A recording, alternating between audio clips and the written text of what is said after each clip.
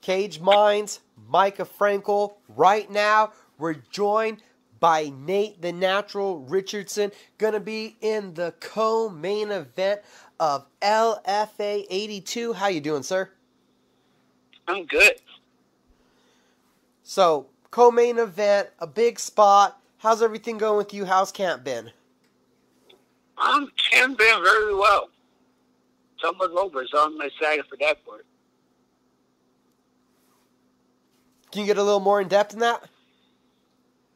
Camp been going well. Like I said, we was out in New Mexico helping Donna Sorority get rid of his fight. And I also got the opportunity to work with John Dodson, Ray Bohr, some of those guys who got fights coming up this week. So it's been a very interesting process of getting a lot of knowledge from different fighters, especially high-level ones. At any points, does that become overwhelming, retaining all that information at one time? No. To be honest, it was my second time training with Cowboy, and John Dodson. But it was good measuring up, seeing just how far or what I'm lacking from where I'm in from my average competition so far. And if people don't know, Nate has had a big amateur career in kickboxing, making it to a global level, and now transitioning back to MMA. How difficult was that, even though it's still martial arts, bouncing back and forth between the two sports? It was a lot difficult because some of the things we do in MMA, like clinch, 5-minute rounds. When you do kickboxing, it's only 3-minute rounds, so you got to go a little bit faster, be a little bit busier. Clinch, you can't clinch for too long. Either knee, get out, and continue, or you get a break a lot quickly. So it was a lot interesting, just adjusting to different style-wise. So people would assume then that striking would be your first love, and that's where you would rather keep a fight. People would assume that, but I actually come from a wrestling background. Kickboxing just happened to be an opportunity that I decided to challenge myself a little bit more, and eventually my skill improved a lot in it. So now everybody considers me a kickboxer. Tell me about that wrestling background that you have.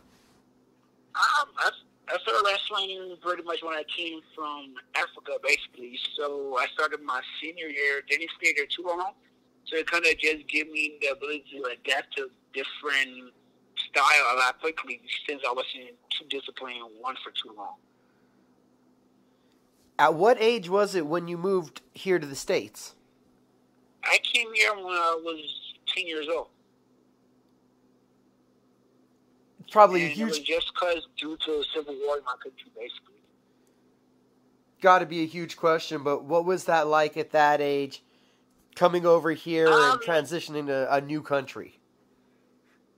Like I said, the Civil War part was not something any kid, I'll say, you want any child to go through as a child. But it was something that actually changed me and just helped me understand to appreciate the little things in life a little bit more. And coming to a country like the United States, for me, it was a lot different because usually for me, food are not free. You normally have to walk to school in the morning, walk to school and back. So getting free transportation to school, that was different. Also, culture-wise, our buildings are not as huge as the United States buildings, so we had to take some time to get used to that. Then the language barrier part, since I got an accent when I speak, that's a little bit different to adjust to that. So I didn't know the slurs or the clothing, the wardrobe-wise. So it took me some time just to adjust to all these new things. As far as back home goes, have you went back? Have you been able to ever? Unfortunately, I haven't been back yet, but I do have plan on going back eventually once I get things settled down here and start building something for myself. How fond are your memories from that even young age of remembering back home? Like I said, I remember a few details because when I was born, the first Civil War broke out, so I had to run away. My parents had to run away. I didn't return back home till I was about 5 years old. and I was there in my country for 2 years before another Civil War broke out, so I didn't really get to stay too long to enjoy my childhood down there. I moved to Ivory Coast, where I stayed for 3 years, and I had to adapt to a new country again. We speak mostly French, so I got the opportunity to learn how to speak French and write in French as well. And 3 years later, I eventually moved to the United States. So I did get that. How do you think that's made you who you are, having those adversities and having moved around so much? Yes, it did. It just gave me a perspective on the little things you have, and just made me a lot hungrier to work for a lot more than I want. That I want to have in my life. And when did you get involved in athletics? Let me say, before I said since I was a kid, because back home soccer is pretty much everything we do. So that was something we did as a kid, year round. When I came to the United States, it was a little bit surprising that soccer was not popular in the United States. It was mostly football and baseball. So I had to adjust and learn different things just to fit in, because I grew up I came on North Minneapolis. You don't see many soccer fields in the hood, so you got to learn to adapt if you want to get in. To just understand the sports. First of all, I thought football back home around the world. Soccer is football. So I got here. I wanted to see if I could find a football team to join. And when they showed me football, I was like, that wasn't football. So when in the United States, it's called soccer. So that was a little bit new to me, just for everything else. Did you ever get back on the soccer field? Yeah, I play a lot with my friends while I was in high school. Then I eventually played for a junior college team while I was in college. But while doing that, I fell in love with fighting. Learning how to fight just to learn to defend myself, basically. So once I got into MMA, I had to stop playing soccer because I didn't want to get injured. At the same time, juggling that and going to school and training and working out too much on my plate, so I had to choose a little bit more on what I wanted to do. So I took some time out of school and just focus on seeing this process through and see how far it goes. And there was a while in this process of martial arts where kickboxing became really prevalent to you, right? Kickboxing became another opportunity. My coach the one thing that I always love to do is I always like to work with people who constantly challenge me and force me to grow.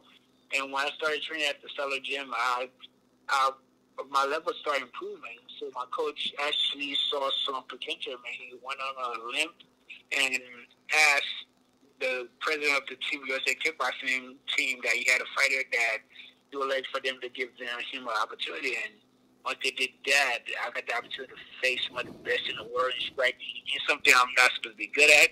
And eventually down the road, I just started getting good at it. So once I got European competition-wise, got used to that, came back home, just started taking over the MMA scene. Then eventually, a little bit of accident, I broke my hand. Then I had to take some time off MMA and readjust to my plans. But then the opportunity of Glory Kickboxing came to town, and it was the opportunity I figured I could use to take some rust off my skills and just struggle myself a little bit more. And after that, I got signed by Glory, and 3 years later, it kept me busy before I decided to come back to MMA. And that was the whole decision, was where you could be most active? Yeah, I just wanted to stay active. I just wanted to clean some dust off my skills so I don't become rusty just sitting down doing my injuries. We saw you at LFA 77. You got the finish there. What did you feel, and how did you grade yourself in that performance against Matt Jones? That last elevation, I was absolutely nervous because it's been 3 years that I haven't done MMA. So me coming back and throwing a very high level wrestler at me, opponent like him, that was a little bit nervous. But like I said, everything I do, I game plan, I adjust, and I just make a better decision on how my fight's going to play tonight. And he was tough right off the get-go. The first time we had trade, I was like, okay, I can get the best of him with a scratching. Then eventually he went for a takedown. And that, like, it threw me back in the zone. Like, I was like, oh, crap. I forgot we can do takedowns again. Then after that, we just pretty much game planning, making sure we execute what we wanted to do, which was stop his takedown.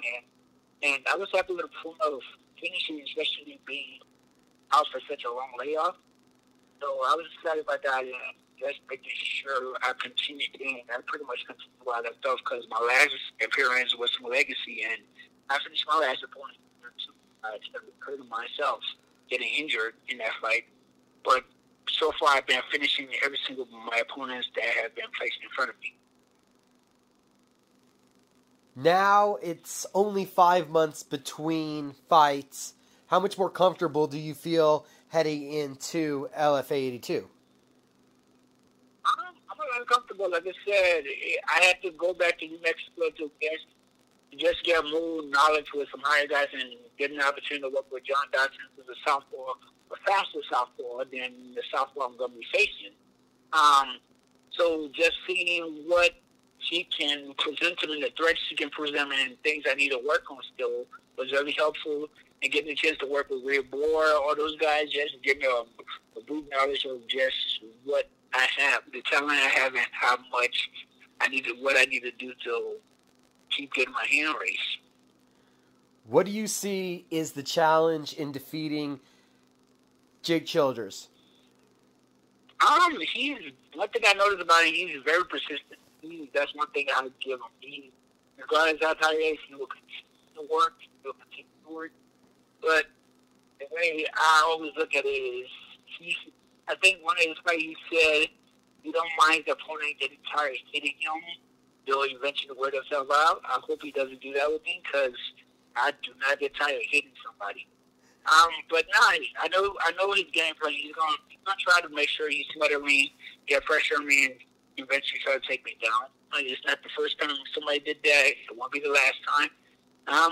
I'm going to just handle it like I normally do. And first of all, he's going to respect, once you feel why I can hit him with, he's going to respect that. If he doesn't, he's going to have a long night ahead of him. But just like him, we both got the same mindset from the same wrestling background. We love taking people into deep waters and drowning them. But fortunately for him, what I see between him that's different is, as the round goes on, he gets tight. If you look at my fights like kickboxing, as the round goes on, I get better. I don't slow down. I push the pace a lot more. So it's truly going to see who actually can break that frame. And I plan on breaking him in many ways when the opportunity presents itself. But I like to take my time slowly, but eventually finish World Cup, either second, third, but finish World Cup. With you warming up as the fight gets later, have you figured out why that is? How you're able to embrace the later rounds that well? Like I say, I'm a very active person. So for me, when I started as an amateur, one thing I got very frustrated about because I used to play football in high school. Then I learned that having muscles, you look good, but if you don't got the gas thing to keep it, you eventually get tired. So I had to switch my training routine.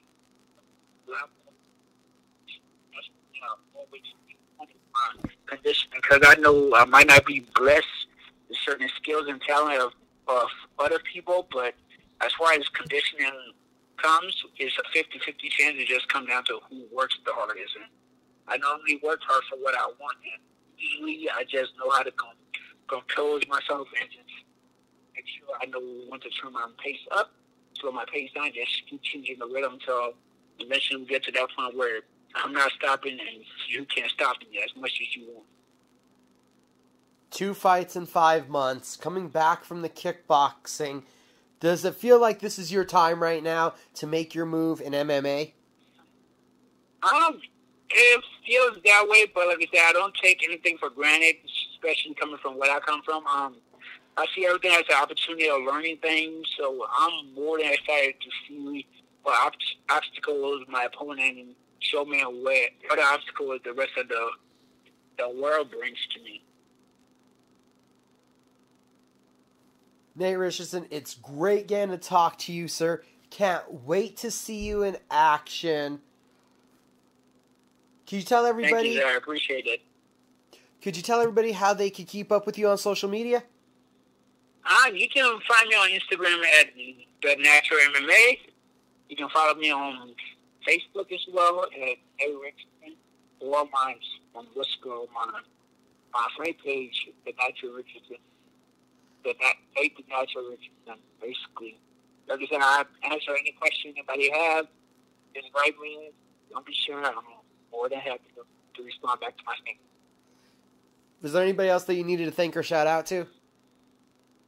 Just everybody who had helped me on this journey, just by not just everybody that helped on my journey, or the people who even doubted me, because they helped me constantly keep pushing and keep making sure that I'm always able to constantly keep looking just to see when I fall. Again, sir, thank you for the time. Thank you. LFA 82 taking place at the Mystic Lake Casino Hotel, Prior Lake, Minnesota. If you can't be there live, watch it on UFC Fight Pass this